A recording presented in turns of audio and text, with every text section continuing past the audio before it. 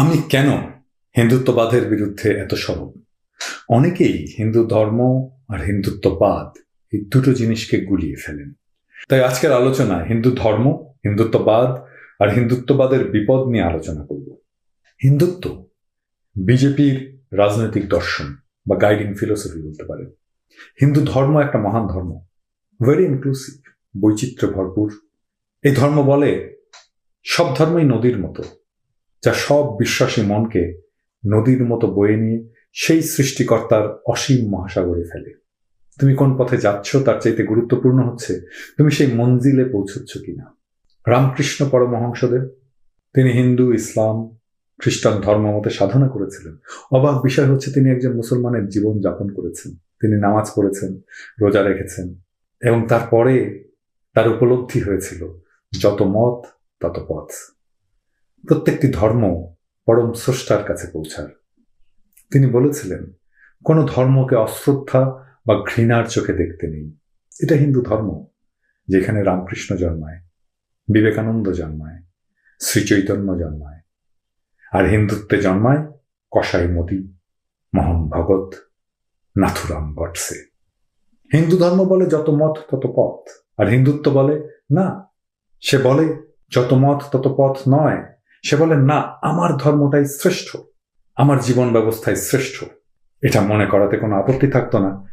আমার বাবাকে আমার শ্রেষ্ঠ বাঙালি বলে মনে হতেই পারে, এটাতে কারো কোনো আপত্তি থাকবে না, এটাতে কারো কোনো আপত্তি থাকার কথা নয়। সেটা যদি একান্ত আমার নিজের ভালো লাগার বিষয় হয়েই থাকে।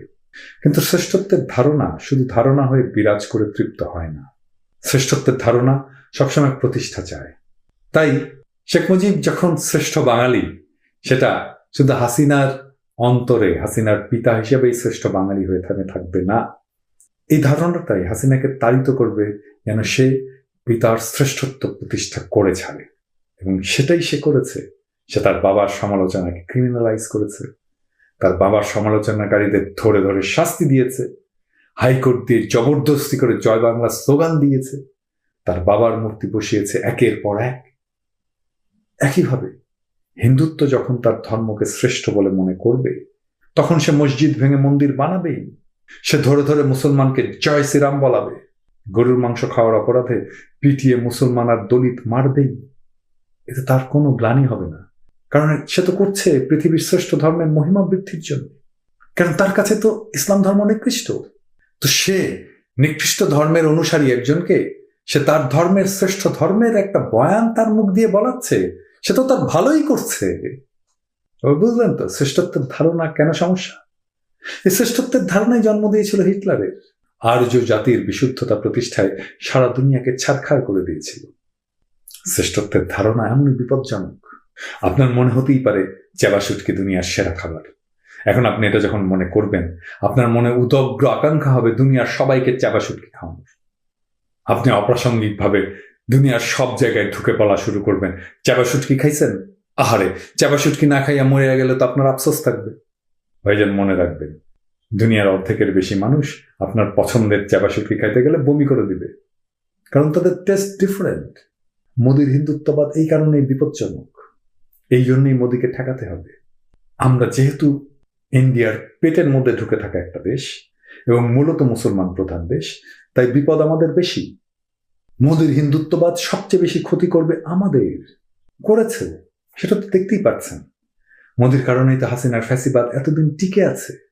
শ্রেষ্ঠত্বের ধারণাকে সবসময় সামলে সমঝে চলতে হবে, সন্দেহের চোখে দেখতে হবে।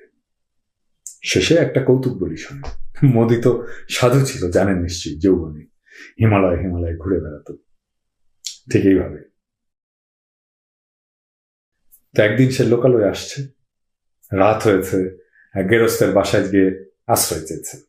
তো গেরস্ত বলে, সাধু, আমার বাসায় তো ঘর একটাই, আমার ঘরে থাকতে দিতে পারছি না, তবে আমার গোয়াল ঘর আছে, চাইলে ওখানে থাকতে পারেন, আমি পরিষ্কার করে দিচ্ছি। কিন্তু সমস্যা হচ্ছে আমার গোয়াল ঘরে শুধু পাঠা আছে, বোঝেনি তো, ওদের গায়ে খুব দুর্গন্ধ হয়। মোদি বলে, কই বাত নেই, আমি গোমাতার সন্তান, পাঠার সাথে থাকতে অসুবিধা হবে কেন? তো মোদি গোয়াল ঘরে ঘুমাতে গেল। তো সকালে গেরস্ত উঠে দেখে মোদি আরামে ঘুমাচ্ছে, কিন্তু গোয়াল ঘর ফাঁকা। সব পাঠা মোদির দুর্গন্ধে দড়ি দড়ি ছিঁড়ে পালাইছে। হিন্দুত্বের দুর্গন্ধ এতই তীব্র।